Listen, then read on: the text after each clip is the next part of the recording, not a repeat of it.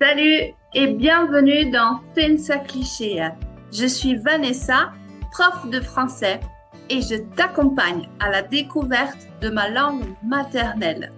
Dans cette vidéo, je te montre comment éviter les répétitions dans tes phrases pour rendre ton discours plus naturel et plus efficace en utilisant ce qui s'appelle en grammaire les pronoms compléments.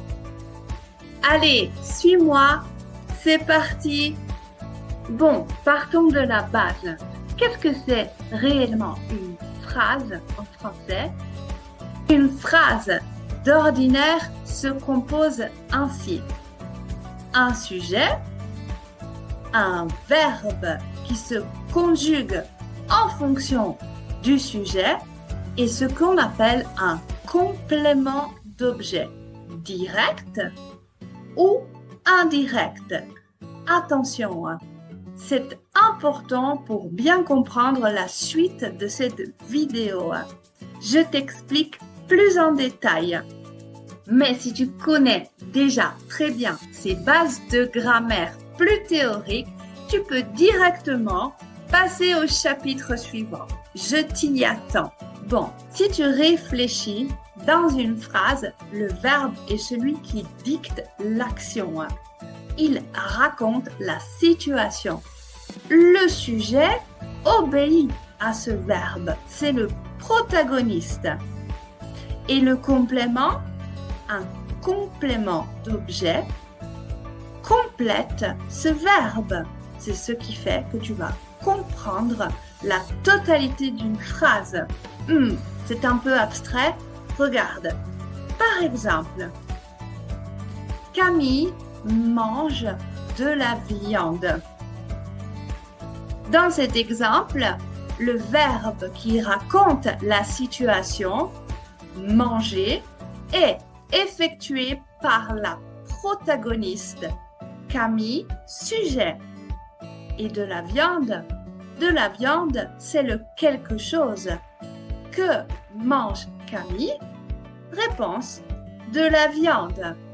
C'est un complément d'objet direct. Prenons un deuxième exemple. Je téléphone à mes parents. Le verbe ici est dit prépositionnel. Il est accompagné de à. Je téléphone à quelqu'un. À qui? À mes parents. C'est ce qu'on appelle ici un complément d'objet indirect. Et viens par ici. Si tu apprécies ces contenus, si mes vidéos sont utiles dans ton apprentissage, n'hésite pas à soutenir le projet en t'abonnant à la chaîne, en likant, en partageant. Retrouve aussi d'autres contenus sur mes différents profils comme Instagram ou mon blog Substack. C'est un peu théorique tout ça, tu ne penses pas? Alors, j'aimerais inviter dans cette vidéo 6 protagonistes d'une série très à la mode sur les grandes chaînes de télévision françaises. C'est une sitcom qui va sur les ondes depuis maintenant quelques dizaines d'années. Cette série populaire s'appelle Scène de ménage. Je t'en raconte un peu plus et je t'explique pourquoi elle va nous être très utile pour comprendre comment substituer, remplacer une partie de notre phrase pour parler de façon plus rapide et éviter les répétitions dans les phrases. Pour la petite histoire, faire une scène de ménage en français signifie avoir une dispute violente avec son partenaire de façon théâtrale. Cette sitcom raconte l'histoire de couples ordinaires et de leur vie quotidienne. Chaque couple a une particularité. Je te propose d'en rencontrer 3 dans cette vidéo. Bon, disons-le, ces couples, ce sont un peu des stéréotypes. Mais c'est ça qui fait qu'on les adore et qu'on aime bien passer du temps en regardant leurs péripéties. Commençons par Philippe et Camille. Je te les présente rapidement. Successivement, je te propose de regarder ensemble un extrait d'un des sketchs de ce couple. Camille est professeure de yoga. Elle est végétarienne, mais surtout, elle est extrêmement zen. Philippe, lui, au contraire, est beaucoup plus terre à terre. Il est pharmacien, sa passion, cuisiner et particulièrement être à table et manger. La particularité de ce couple, c'est qu'ils ont une grande différence d'âge. Je te laisse les rencontrer. Camille, mais c'est pas n'importe quel bœuf. C'est du charolais. C'est élevé en plein air. C'est nourri à l'herbe grasse. Une viande comme ça se dorlote, ça se respecte. Alors comment tu le veux ton steak? Désolé, mais encore une fois, je le veux bien cuit. Eh ben, encore une fois, je suis pas d'accord. Le bœuf, ça se mange bleu, ou alors à la limite saignant. Mais cuit, c'est du gâchis. Bon, de toute façon, je m'en fous, je le fais pas. Ah bon, bah si manger de la viande saignante, ça rend aussi agressif que ça, franchement, je préfère la manger bien cuite. Hein. Merde. Dans cet extrait culinaire, Philippe prépare un steak à Camille, qui, je le rappelle, est végétarienne. Il lui demande « Tu le veux comment, ton steak ?» Ton steak, complément d'objet direct. Vouloir quelque chose. Le, ici, remplace le steak. C'est ce qu'on appelle le pronom complément masculin singulier. Tu le veux comment? Ainsi, j'évite de répéter le steak. C'est un excellent exemple. Camille lui répond alors « Je préfère la manger bien cuite. » Je te donne quelques secondes. Réfléchis. La, pronom complément féminin singulier. Qu'est-ce que la substitue dans la phrase originale?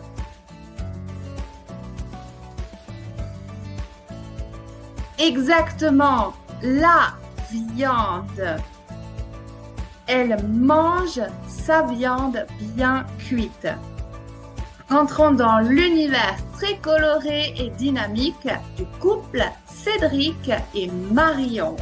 C'est un couple jeune qui s'est mis en ménage récemment, puis comme elles font leur premier pas dans le monde professionnel.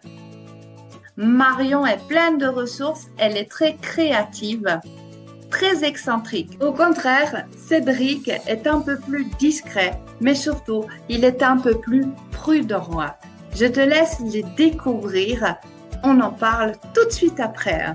Mais tu sais quoi, notre prochain projet, c'est que tu te casses. Ouais, rien encore. Tu vois, des projets, on en a plein, nous. Non, mais attends. Allez, c'est bon. Je rêve. Tu veux que je te dise, hein, voilà, quand t'as visité une ville, et ben, tu les as toutes visitées. Hein. Bien sûr. Et Berlin, c'est pareil. On va encore le dire. C'est un apéritif mouvementé auquel tu as assisté. Après une dispute, qu'on appelle aussi prise de bec dans un français plus familier, Cédric dit à son ami « Tu sais quoi? Quand tu as visité une ville, tu les as toutes visitées. » Réfléchis. Ici, tu es en présence du pronom complément pluriel.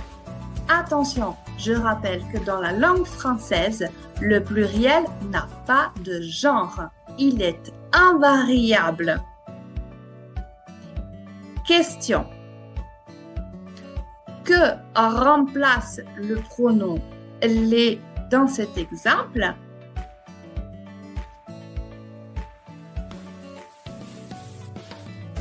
Bien, les villes. Car tu as un bon moyen de confirmer ceci.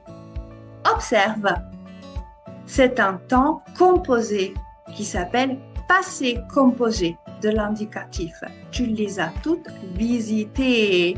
Ici, ce qu'on appelle le participe passé, visité, se comporte comme un adjectif. De conséquence, je vais l'accorder en genre, ville est féminin, et en nombre, S, les villes plurielles. Finalement, je te présente Fabien et Emma. Ils vivent à la campagne. Ils ont abandonné le centre-ville pour élever leur bébé. Elle travaille à Bricofer. Tu sais, c'est l'équivalent du roi Merlin dans un supermarché. Et lui est prof d'histoire-géographie au lycée. C'est un couple qui ne fonctionne pas vraiment. Pourquoi? Parce qu'ils ont deux caractères complètement différents. Je te laisse les rencontrer. On en parle tout de suite après. Merci. Tiens. Ah, au fait, c'est l'anniversaire de Michel demain. Ah ouais? Ouais.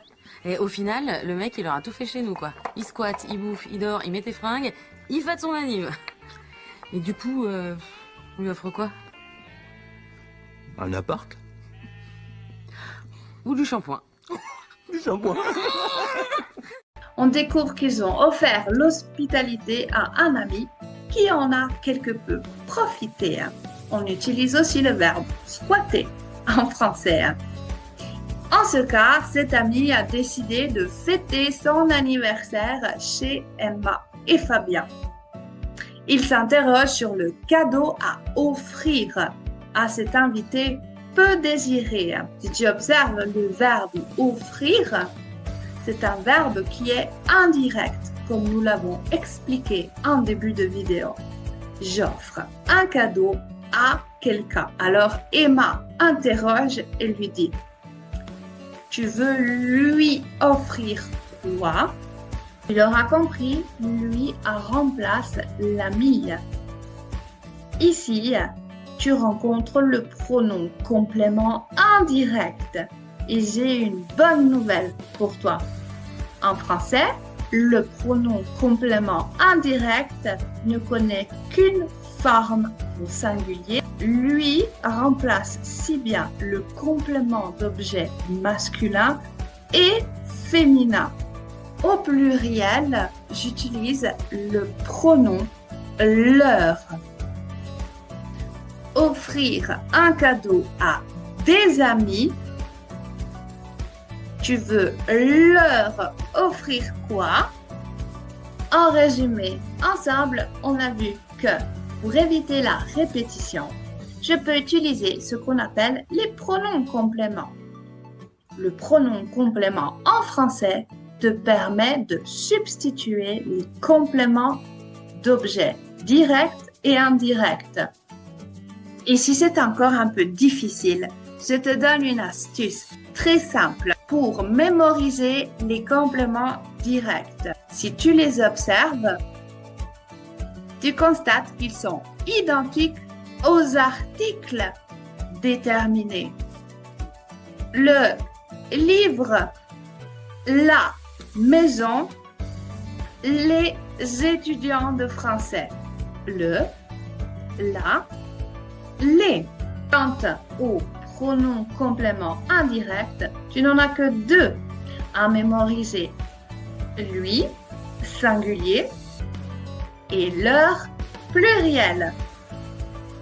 Bref, c'est fantastique, non? Parce que quand tu racontes ce que tu as mangé au restaurant, tu peux maintenant éviter les répétitions. Et surtout, n'oublie pas, c'est en pratiquant, en osant et également en se trompant qu'on apprend de ses erreurs et que notre apprentissage progresse. C'est comme ça que tu pourras prendre confiance quand tu parles en français.